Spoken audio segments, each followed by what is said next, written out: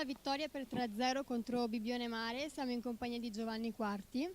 Sei tornato alla grande in campo, avete sempre avuto il pallino della partita in mano. Quali sono state da dentro le tue sensazioni? Sì, era una partita che dovevamo vincere per continuare a sperare.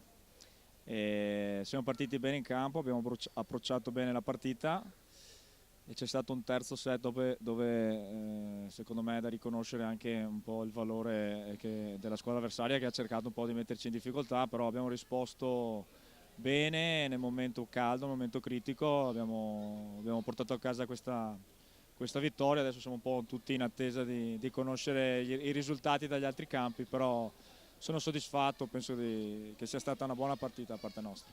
Come hai detto tu, nel terzo set, nel finale, è stato molto combattuto punto a punto. Qual è stata secondo te la chiave che vi ha portato poi a vincere? Sì, loro hanno cambiato la diagonale palleggiatore opposto, una diagonale un po' più di esperienza, e ci hanno messo sicuramente in difficoltà. Però ti ripeto, siamo stati là punto a punto. Sul punto a punto è fondamentale mantenere la concentrazione e mantenere la lucidità. L'abbiamo fatto e alla fine ne siamo usciti vincenti.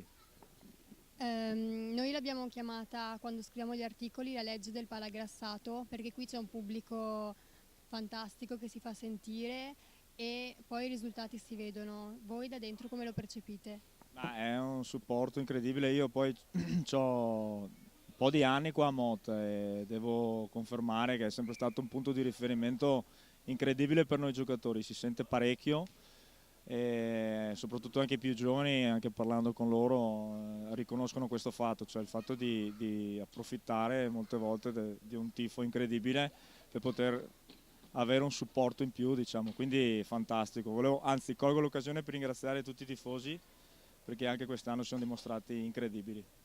Sabato prossimo c'è Bassano, come vi state preparando?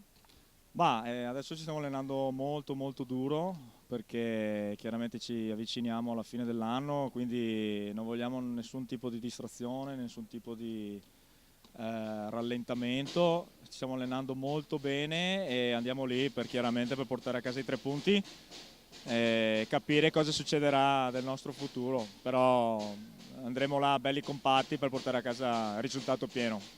Grazie, in bocca al lupo. Grazie a voi.